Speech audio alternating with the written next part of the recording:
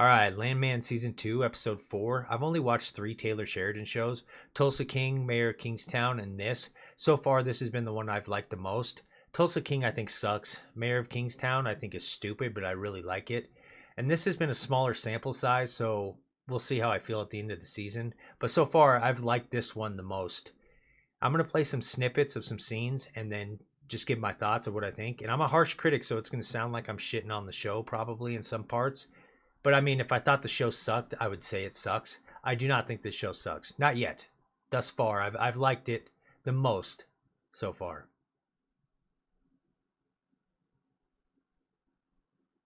So what I was thinking at this point is like, of course, we have another accident. We don't know what's going on. I couldn't even tell who was in that truck that was taking themselves out. And then I was also thinking, didn't we just have like a carbon monoxide tailpipe thing in Mayor of Kingstown? But that doesn't really matter. Like, I was thinking that at the moment, but that doesn't affect how I thought of the scene. I was just thinking, like, really another accident at one of the drills. Um, it's just like, all right, here we go again. I mean, you have to suspend a lot of disbelief. I've never worked in the oil field. I've done a lot of trade work, but nothing in this field. So I would imagine there's not this many accidents. And I know it's just drama TV, but you do not want your audience, or I'm assuming, it's not good if your audience is like, again, here we go again. But of course, drama, people love drama. So, but that's just what I was thinking. As soon as this opened, I was like, here we go again, another accident. I want you everywhere. Then give me 5 minutes. So I gotta be honest, I do not give any fucks about this relationship. I thought the way that they got together was stupid, real convenient. Plot devices, I'll say that a lot with Taylor Sheridan. Conveniences and plot devices. So he went to the memorial, as everybody knows, and then they fall in love. Anyway, he's like, he works on oil rigs for like a week. And then all of a sudden he's talking to all these ranchers and getting mineral rights to their land. And then he's striking oil everywhere.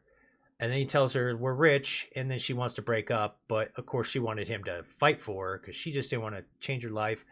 I don't give any shits. I really don't. I think their relationship's stupid. He went from somewhat of a badass early on. Remember when he was fighting off her cousins? He was fist fighting them and he was choking the one guy out, and the other guy was pointing a gun at him. Now he's just a mopey fuck. I get it. He's supposed to be like some gentleman, and he doesn't really know much about relationships. And he's all shucksy about it. But I don't care about any of that. I don't. They're focusing on her at the bar, becoming some bartender. And then she says she had to get home at 5 for her kid, and then now she's going a 7-hour drive with him. Whatever. That's, I guess, nitpicking story, but or dialogue. I don't know. But yeah, I do not like give any fucks about this relationship, to be honest. Nate. I know what your fucking name is, okay? And after you've explained yourself, maybe I'll use it. So I do see the humor in this, and it has made me chuckle some of the times, but now I'm over it. Now I don't find it funny. I just find it obnoxious. It's happening at the dinner table and just everywhere that they're together. And I get that's what her character is. But I mean, I don't even know what to suggest. Like, tone it down, but you don't want to divert from what her character is. I guess maybe less scenes of it, more sporadic. Because, like I said, I went from like chuckling, like, okay, I understand what their character is, and it's kind of funny. And Billy Bob kind of snaps back, but then he puts his tail between his legs. It's humorous. I see, but I don't know. I'm kind of over it. It's like, now it doesn't even make me chuckle. Now I'm just like, shut the fuck up, you fucking bitch. That's kind of where I'm at now. And she kicked my nose through the back of my head. So I think it was pretty obvious that there was some sort of relationship along these lines. I thought this was a good lore dump exposition scene. I honestly, like, I didn't really like this episode, obviously, as you could probably tell, but I didn't mind all the funeral stuff. My issues were, and I guess I'll touch on it later, but this I loved, honestly. We pretty much assumed that's what was going on, but hearing it and really connecting to it as a viewer, I thought this was all well done. I didn't mind any of the funeral stuff. I didn't really find it to be that boring. Maybe it was a few minutes too long altogether, But overall, I thought it was kind of good. We needed to really connect a little bit more. Even though we made all these assumptions and we were correct, they laid it out pretty good, so it's not surprising. But I really liked all of this. I like Sam Elliott. I hate seeing him like that. You know, I don't like seeing him, not even just as kind of the crippled guy, but just being a beat down, wet dog type guy. But he's nailing it. His emotional when he's talking and when he's giving his little lines and everything. I love it. To be honest, I like all of this. I understand why people are saying it's pretty boring, but honestly, I didn't find it that boring. I liked it all.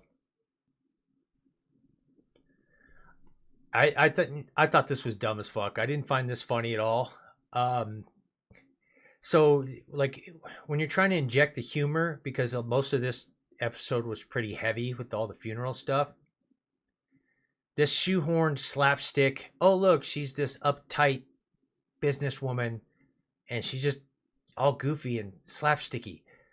I personally, I don't know. I didn't find it funny. I thought it was dumb, and I knew right away as soon as they showed the guy and focusing on him, there was going to be some kind of romantic thing. I thought that was a bad move as well on the character. Like, I guess maybe, but when she was doing the shower part and he kept going to the fucking door, I thought that was obnoxious too. Like, I didn't find any of it funny, and it was just dragged. It was like a comedian trying to make a joke land when it wasn't landing. For me, again, I'm just giving my thoughts. And one thing that's tough is like it's real hard to pull off the strong, independent woman, especially nowadays when they're trying to shove that in with agendas into everything, and then form a story around that and change dynamics of storyline to hammer home something. This was a strong, independent woman character that was pulled off successfully because it was in the world. If she was just inside the world, and we were focused on the world as the story, and this was just that character. It wasn't focused on her. Like, they weren't hammering her home. So I think this kind of derails the character a little bit for me. I don't know, and it could be because it's like, okay, I don't know. I just thought this was all stupid. If she starts fucking this guy all the time, like, I don't care about her relationships. I care when she walks into meetings and fucking dominates, and I'm rooting for her. I'm like, that's a fucking, that's a strong woman. I'm buying her as smart, sassy. She does pull the feminist bullshit sometimes, but it's kind of a power move. And when she does too, it's like she'll say a paragraph of things and then she'll have like one sentence of the feminist shit, but everything else is not feminist shit. That's her just dominating. And I liked all that. So I do not give a fuck about trying to make her like goofy. I don't give a fuck about her love life. If she starts fucking this British, Australian, whatever he is, I don't know. And like I said, he kept going to the door and bothering. Oh, you need a towel? Oh, hey, use this soap. I was like, just go the fuck away. That's how I felt. Like I said, it sounds like I'm totally shitting on this show, but I'm not. This episode, there was a lot I didn't like, and from what I've been reading, it seems like I didn't like most of it, but what I did like is what other people didn't like, which was all the funeral stuff. Which again, I didn't mind at all. But when you're trying to shoehorn this as levity, and what the fuck happened with the flip truck? That's where she's flying, right? Whatever. But I thought this was dumb, and I do not give any fucks about. Just have her keep dominating dudes in suits, when she walks into a room. That's what I like about her. He's a hawk. And hawks, they eat snakes too. I gotta say, I really like Demi Moore in this role too.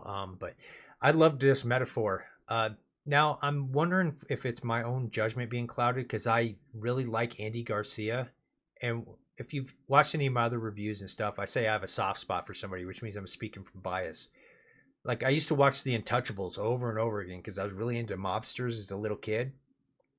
So I've just always been a fan of Andy Garcia. And I'm wondering if that's clouded my judgment, because he is a bad guy, but I'm just wanting Billy Bob to like team up with him. And I know this is totally convenient. Like, I do not like when Billy Bob asks Cooper, how are you getting finance for all these oil wells? And it's like, oh, of course, it's the fucking cartel guy. You know, how convenient. Now the cartel guy's getting involved with Demi Moore's company. So I'm shoving that aside. Like, I get it. That's how we're moving the plot forward.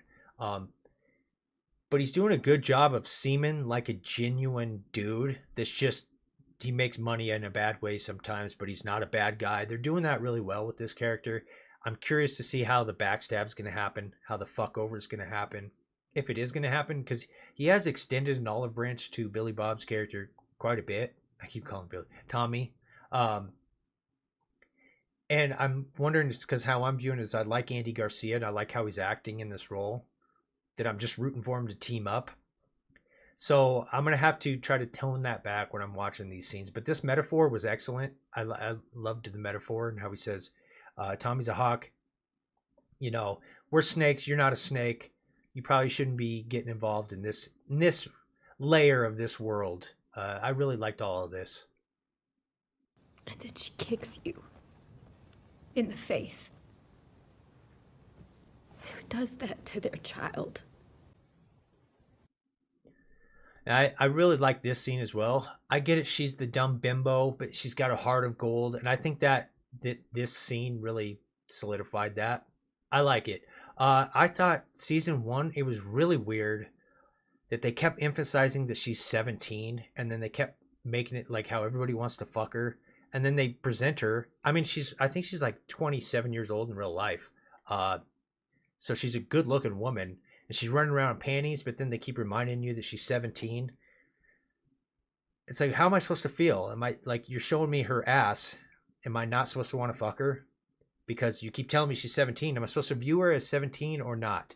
I thought that was weird. I thought that they could have done her character as like first year college and she's off limits, not because she's 17, but because she's the boss's daughter. They could have done the same off limits thing.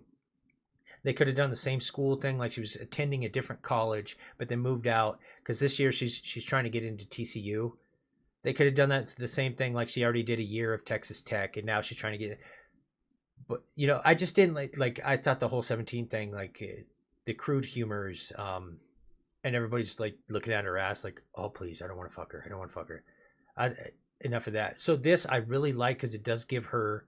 It shows that she does have a heart of gold. And that she is dumb and she's a bimbo, but she's not really like super stupid. She's just kind of ignorant, oblivious, maybe. And the way she reads into that, understanding what her dad was going through, and then that broke her heart.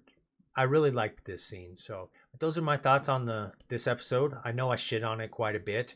I'll probably be doing weekly. Hopefully, actually, I plan on doing weekly from here on out. I don't know how I'm going to dance around copyright stuff. I keep running into issues with that. So I'm going to give it a shot. But those are my thoughts. Let me know what you think in the comments below. And thanks for stopping by.